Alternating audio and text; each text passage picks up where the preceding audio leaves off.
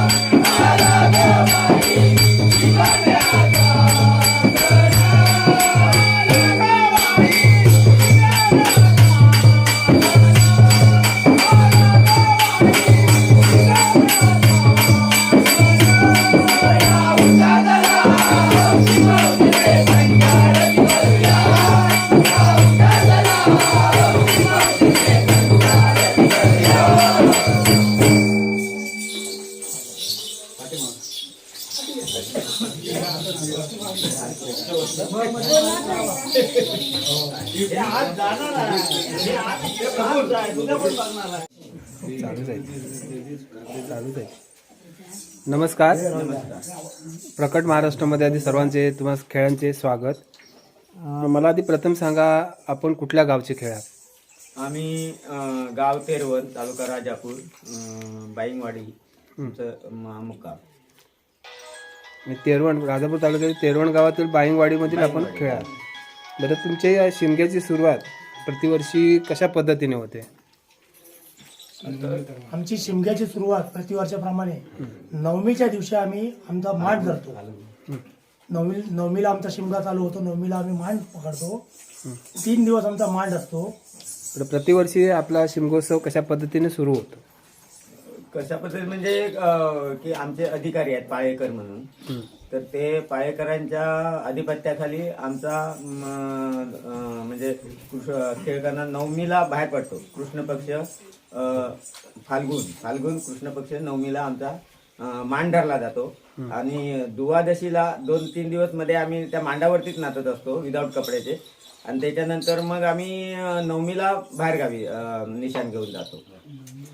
म्हणजे गावातून बाहेर गेल्यानंतर जेव्हा पुन्हा तुम्ही गावामध्ये प्रवेश करता त्यावेळी कशी प्रक्रिया असते? त्या दिवशी आम्ही आमचा वेळ ठरलेला असतो, दिवस ठरलेला असतो. तो पौर्णिमेला आम्ही आतमध्ये येतो आणि प्रतिपदेला मग आमची गावहोळी असते. आणि त्या ठिकाणी मग आम्ही होळीच्या दुसऱ्या दिवशीपासून आम्ही हे वाडीत गावात आम्ही घरोघरी निशाण नेतो. बरं, ज्यावेळी तुम्ही खेळ घेऊन बाहेर गावी जाता त्यावेळी तुम्ही अनवाणी असता, पायात काही नसतं. नाही, यामागचं कारण काय किंवा शास्त्रीय कारण आहे का याला? शास्त्रीय असं म्हणजे थोडंसं शास्त्रीय पण म्हणता येईल, पण शक्यतो कसं आम्ही आमच्याकडे देव म्हणून आमचे अधिकारी पाळेकर म्हणून आहेत, ते एक फुलाच्या स्वरूपात आम्हाला देव म्हणून देतात आणि ते घेऊन आम्ही आणि निशाण असं घेऊन आम्ही बाहेरगावी जात असतो. तर त्या पद्धतीत आम्ही देव म्हणून जातो. तर दुसऱ्याच्या दरवाज्यात जातो म्हटल्यानंतर आपण पायात चप्पल घालून जाऊ शकत नाही. जसं मंदिरात आपण चप्पल बाहेर काढून किंवा आपल्या घरी चप्पल बाहेर काढूनच ठेवतो, त्या पद्धतीत आम्ही जवळजवळ जोपर्यंत रंगपंचमीचा दिवस येत नाही तोपर्यंत आम्ही पायात चप्पल घालत नाही. बरं, तर हे आता कडाक्याचं ऊन आहे. शिमगा म्हटलं की मार्चमध्ये आहे, मार्चमध्ये येतो. रस्ता डांबरी किंवा हा जो रेवटाळ भाग असतो त्यातून तुम्ही चालत असता. चालत असताना तुम्हाला आता माणूस म्हणून त्रास हा होत असणारच. मग त्यातून आता ज्यावेळी तुम्ही देवाचे कपडे अंगावरती परिधान करून ज्यावेळी जाता बाहेर गावी त्यावेळी किती त्रास होत असतो तुम्हाला? थोडासा आता तुम्ही म्हटल्याप्रमाणे थोडासा टाइम म्हणजे त्रास हा होतो, परंतु आम्ही जो वेश हा जो परिधान केलेला असतो, आमचा ड्रेस जो देवाचा परिधान केलेला असतो, तर त्यामुळे प्रत्येकाच्या एक शरीरामध्ये ऊर्जाच निर्माण झालेली असते की त्याला आपण ऊन आणि काही पाय भाजलेत पडले तरी आम्ही त्याची फिकर करत नाही ते आणि जाणवतही नाही. तर त्या पद्धतीत आम्ही आमचं वर्षानुवर्ष परंपरेनुसार आम्ही तो पायात चप्पल घालत. म्हणजे एक प्रकारची तुम्हाला दैविक शक्ती असते, त्या आधारावरती तुम्ही चालत असता. नाही तर आपण नॉर्मली आपण चालत गेलो, आता जरी इथून बाहेर गेलो तरी आपले पाय पोळतात, पण ह्या दरम्यान ज्यावेळी तुम्ही बाहेर पडता त्यावेळी तुम्हाला तेवढा त्रास भासत नाही. बरं, ह्या उत्सवामध्ये तुमच्या गावाचा सहभाग कसा असतो?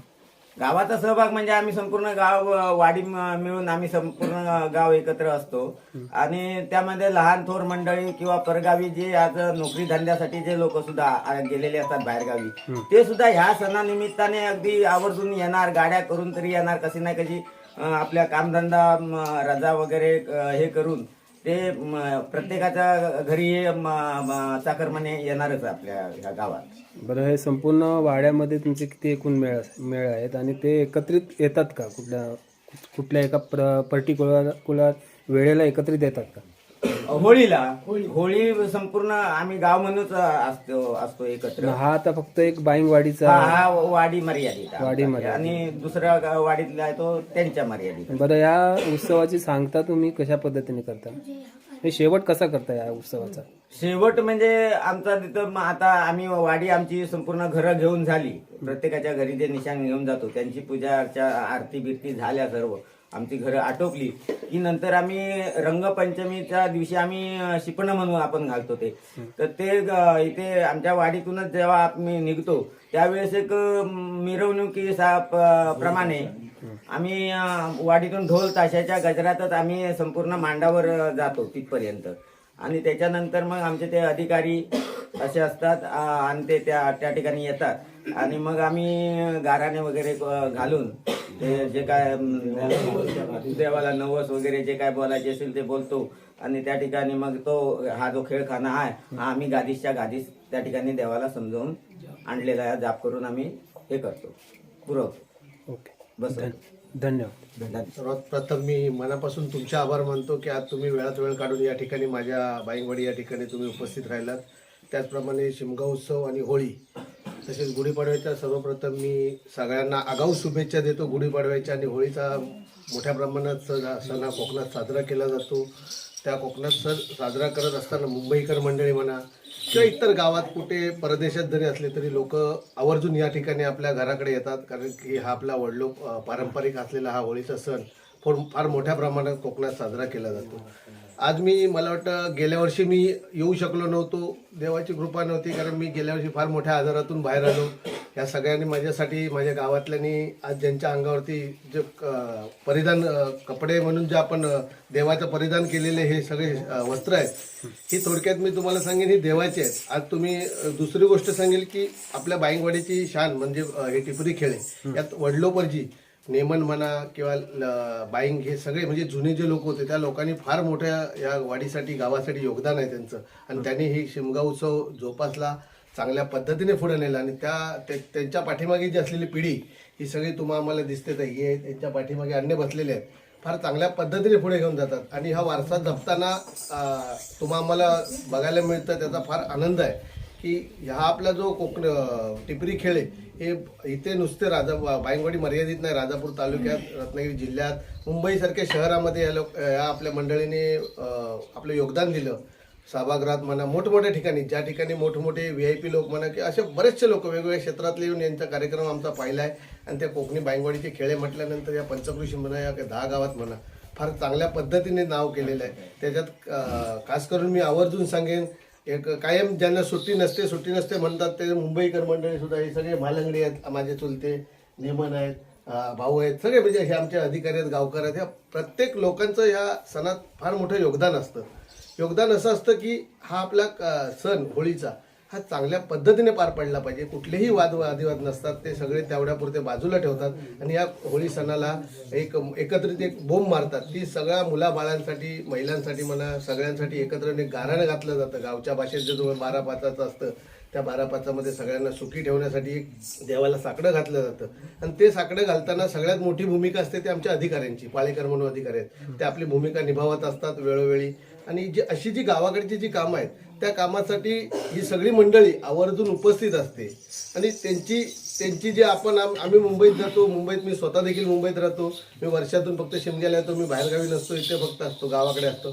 पण यांची जी माझ्या वाडीतल्यांची, माझे ग्रामस्थ लोकांची जी कळकळ आहे, ही होळी झाली पाहिजे, शिमगा उत्सव चांगल्या पद्धतीने पार पडला पाहिजे आणि पुढे वारसा चालला पाहिजे. याच्यात तुम्ही पाहिलाच आहे, ती छोटी छोटी मुलं देखील या सणामध्ये सहभागी होऊन चांगल्या पद्धतीने ह्याचा जो नाच आहे जो शिमग्याचा, ह्याचा काही लोकांना माहिती असेल, काही गावांनी असा पद्धतीनं जो पालखी हा प्रकार असतो. पण बाईंगवाडीची ही जी शान आहे, ही जोपासलेली लोकांनी, जुन्या लोकांनी, त्याचं मी एक तात्पर्य सांगेन की काही लोक अशी होती तेव्हा काही मिळत नव्हते, लोकांना डबे घेऊन जायचे. आज आमची लोक बाहेरच्या बाहेर जेवण करतात, खातात. आणि 3-4 दिवसाचा हा जो म्हणजे बाहेरगावचा जो कार्यक्रम असतो तो 3-4 दिवसाचा. आणि आम्ही आज ह्याच पूर्ण वाडीत प्रत्येकाच्या घरोघरी आमचा देव येत असतो. त्याच्यामुळं आम्ही वरचे 364 दिवस म्हणा आम्ही देवाकडे जात असतो, पण 365वा दिवस एक असा असतो की तो देव आपल्या दारात येत असतो. त्याच्यामुळे देव आपल्या दारात येणार ही एक उत्साह जो आपल्यामध्ये असतो तो फार वेगळ्या पद्धतीचा असतो. कारण की देव आम्हाला भेटायला येणार. त्यामुळे कोणी कुठे असला कुठलंही व्यसन न करता, या बाईंगवाडीची पद्धत आहे, कुठलंही व्यसन न करता ह्या खेळांच्या कार्यक्रमात सहभागी होत असतात सगळे छोटे मोठे मंडळी. आणि चांगल्या पद्धतीने कार्यक्रम होत असतो. आणि ह्या पुढे देखील हा वारसा सगळी लोक घेऊन चालणारच आहेत, याच्यात वादच नाही. कारण की ही परंपरा ही कुठल्या ह्याच्यासाठी नाही आहे, कुठल्या कमाईची नाही आहे. याच्यात कमाई नाही बघितली. आता तुम्ही बघा, ह्या प्रत्येकाच्या पायात चप्पल नाही आहेत. चप्पल यासाठी नाहीत की साक्षात देव, आपण म्हणतो देव नाही, पण साक्षात देव आज नक्की आहे की मी चप्पल बिना चप्पलचा मी जाऊ शकत नाही, पण ही मंडळी जाते. मी तुर्तास थोडक्यात एवढंच सांगेन, आमचं उद्या पंचमीचं शिपणं आहे आणि ते शिपणं आम्ही सगळ्या वाडीतले सगळ्यांची घरं झाली की आम्ही एक महिला पुरुष सगळे लहानथोर मंडळी आम्ही एक मिरवणूक म्हणून शिपण्याला जातो आनंदात, मोठ्या थाटामाटात. जसा आम्ही खेळखाना चालू करतो तसा त्या आमच्या होळीच्या इथे जातो, गावहोळी असते तिथे अधिकारी येतात, सगळी सुख दुःख सगळ्यांची तिथे उतरली जातात. ते दुःख बाजूला करेल, सुख सगळ्यांना दे बाबा, हे असे गावकर मंडळी स्वतःच्या खांद्यावर जबाबदारी घेतात पूर्ण गावाची आणि देवाला साकडे घालतात आणि देवाला सांगतात की बाबा माझ्या सगळ्या लोकांच्या अर्देशी परदेशी त्यांच्या भाषेत गाराने गावच्या भाषेत ते सगळ्यांना सुखी ठेव आणि सगळ्यांचा सांभाळ कर, असा करून आम्ही आमचे गुरु आपले अधिकारी पाळेकर यांच्या अधिपत्याखाली आम्ही तो सगळा कार्यक्रम पूर्ण आम्ही आमच्या गादीला ठेवतो आणि पुढील होणारे जे कार्यक्रम असतात ते आमच्या वाडीत असतात. तर मी एवढंच मनापासून तुम्हाला सांगेल, वेळात वेळ काढून आपण देखील आलात. प्रकट चॅनल तुमचं जे आहे त्याला देखील मी मनापासून धन्यवाद देतो आणि या इथले सगळे मंडळी माझी आहे यांना मी एवढंच सांगेल की जसं माझ्यासाठी गेल्या वर्षी तुम्ही साकडे घातलात आणि मी मोठ्या आधारातून बाहेर आलो आणि आज इथे आलो, माझी एक इच्छा होती की तुम्हाला एखादं चॅनल बोलवून गतवर्षी तुम्ही बघितलं असाल राजापूरच्या ठिकाणी, राजापूर तालुक्यात ही मंडळी गेली होती, तिथे आपला हे दाखवलं, आपला कार्यक्रम सादर केला. त्या कार्यक्रमात घेण्यासारखा बोध होता. काही लोकांना माहिती नव्हतं की हा कार्यक्रम अशा पद्धतीने काय पालखी नेतात, काय गोमूचा न्यास नेतात, पण हा जो आहे तो पारंपरिक आहे. त्याच्यामुळे ह्या कार्यक्रमाला शहरी ठिकाणी देखील आज मान सन्मान आहे आणि लोक बऱ्याचशा ठिकाणी मुंबई ठिकाणी भविष्यात बाईंगवाडीची पुन्हा ही सगळी पळी जी आहे ती आज ना उद्या आपल्या सभागृहात मुंबईसारख्या स्टेजवर जाईल आणि पुन्हा एकदा आपली कला सादर करेल, हे मी एवढं आवर्जून नक्की सांगेल. जाता जाता तुम्हाला मनापासून पुन्हा एकदा धन्यवाद देतो. या सगळ्यांचे माझे पाठीचे आशीर्वाद, तुमचे चॅनलचे, तुमचे मायबाप मंडळींचे, सर्व देवदिकांचे, या पंचक्रोशीतील देवदिकांचे, सगळ्या पालखी बिलकी या सगळ्या देवांचे माझ्या पाठीचे आशीर्वाद आहेत आणि ते आशीर्वाद मी नक्की माझ्या दिसून आलेलं गेलं होतं, त्यामुळे मी मनापासून आभार मानतो. आणि असं तुमचं देखील सहकार्य आज पंचक्रोशीत सहकार्य, तसंच आमच्या लोकांना वेळोवेळी सहकार्य असेल. जाता जाता तुम्हाला एक विनंती करेन, सांगता 10 तारीखला माझा एक कार्यक्रम असतो मंडळाचा, त्यावेळी मात्र तुम्ही जरा वेळात वेळ कार्यक्रम घ्या. 10 मेला असतो, वेळात वेळ काढून जरा तुम्ही या अर्ध्या तासासाठी याल अशी मी महिला मंडळा थ्रू आणि माझ्या मंडळाच्या वतीने, ग्रामस्थांच्या वतीने मनापासून तुमच्या विनंती करतो आणि इकडेच थांबतो. जय हिंद, जय महाराष्ट्र. आपली ओळख नाही साहेब सांगितलं. माझं नाव गणेश बाई, मी या वाडीत आज माझं वय 40 आहे. मी या वाडीचा रहिवासी आहे. मी मुंबईत असतो नोकरी निमित्ताने. आता तुम्ही तर बघितलात आता हो घातलेलं, त्याच्यामध्ये देखील मी तुम्हाला बोलण्याचं पलीकडे मी राजकीय बोलणार नाही, पण इथे एवढंच सांगेन की यासाठी मी इथे येतो. मुंबई शहरात असतो, माझ्याकडून होणारी ही जशी सेवा देवाची करतात तशी मी रुग्णसेवा, ईश्वर सेवा, ती मी ईश्वर सेवा मी तिथे करत असतो माझ्याकडून जेवढी होईल तेवढी. तर तुमच्या कोणाचं अडलं किंवा काय असेल तर मला हक्काने फोन करा, मी तुमचा हक्काचा आहे. कधीही फोन करा, कधीही आवाज द्या. मी तुमच्या हाकेला माझ्याकडून होणारी 100% नाही पण 50% जी काय होईल ना ती सेवा माझ्या हातून नक्की करत राहील. तेव्हा तुम्ही कुणाचंही काही असेल मला आवर्जून कॉल करा, माझे त्यासाठी 100% मी उपस्थिती, म्हणजे माझी जी होणारी मदत असेल ती असणार. म्हणजे तिथे कुठल्या पक्षाचा माणूस असायला पाहिजे असं काही तुमची? नाही, माझा पक्षाचा मुळात आधी तुम्हाला सांगतो, मी पक्ष माझा जो हा एक दिवस, मी तुम्हाला माहिती आहे की मला जो स्टॅम्प बसलेला आहे तो उद्धव बाळासाहेब ठाकरे यांनी ओळख दिली. आणि खास करून मी माझ्या विनायक राऊत साहेबांचं, म्हणजे मी ज्यांना भाई म्हणतो, ज्यांना आदर्श मानतो, गुरु मानतो, त्यांनी मला ओळख दिली आहे. तर त्याच्यामुळे तो माझा लोगो लागलेला आहे, हे तुम्हाला सगळ्यांना देखील माहिती आहे. पण मी रुग्णसेवा असू दे किंवा कुणाचं अडलेलं काम असो, हा पक्षविरहित मी काम करणारा माणूस आहे. त्याच्यामुळे मी पक्षविषय काय बघत नाही. मला फक्त एकच माहिती आहे, माझा धर्म म्हटलात तर तुम्हाला माहिती आहे मी हिंदू आहे, पण मी हिंदू धर्मापेक्षा सगळ्यात माणुसकी धर्म हा फार जवळून ओळखलेला आहे. तो माणुसकी हा धर्म माझ्या म्हणजे जास्त आहे. त्याच्यामुळे मी कुठला धर्म मानत नाही. म्हणजे पक्ष तुमच्यासाठी फक्त निवडणुकीपुरताच असतो? हो, माझ्यासाठी पक्षासाठी मी असंच असतो की फक्त विकासात्मक कामं व्हावी, लोकांची अडलेली शैक्षणिक कामं व्हावी, कुठल्याही कामं, चांगली कामं असतील तिथे मी असतो. कुठलेही काही असो, ही माझी मंडळी ही देखील माझ्यासोबत असते. नाही अशातली गोष्ट नाही की वेळोवेळी माझ्यासोबत असते ती. त्याच्यामुळे मी पार्टी लेवल पार्टी हा विषयच नाही ठेवत. माझ्यासाठी सर्व धर्माची लोक, सर्व जातीची लोक हेच माझा पक्ष आहे. बरं. चांगली गोष्ट. त्याच्यामुळे मी तुम्हाला पुन्हा एकदा जाता जाता हे करेन की तुमचा देखील सर्व मंडळींना सांगेन, आज मोनिये साहेबांनी ज्यांच्या आपल्या चॅनलसाठी आलेत त्यांचा देखील जसा आमचा शिमगा आहे तसा रमजान चालू आहे. आणि रमजान मला वाटतं आता 10-12 दिवस बाकी असतील रमजानसाठी. रोजा चालू आहेत. त्यांचा उपवास हा आपल्यापेक्षा वेगळा उपवास असतो. पाणी देखील पित नाही. आणि त्या रमजानच्या तुम्हाला मी आजच शुभेच्छा देतो माझ्या वाडीच्या मंडळाच्या गावाच्या वतीने किंवा महिला मंडळाच्या सगळ्यांच्या वतीने मी तुम्हाला एक शुभेच्छा देतो रमजानच्या.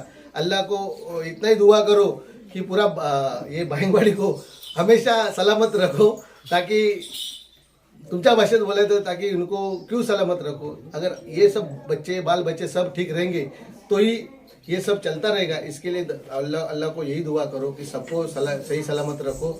और मैं आपको वापस मेरे तरफ से और मेरे सब परिवार की तरफ से, मेरे परिवार के तरफ से आपको शुभकामनाएं देता हूँ. और इधर इतना है. जय हिंद, जय महाराष्ट्र. धन्यवाद. प्रकट महाराष्ट्राला लाईक, शेअर आणि सबस्क्राईब करायला अजिबात विसरू नका बरं का.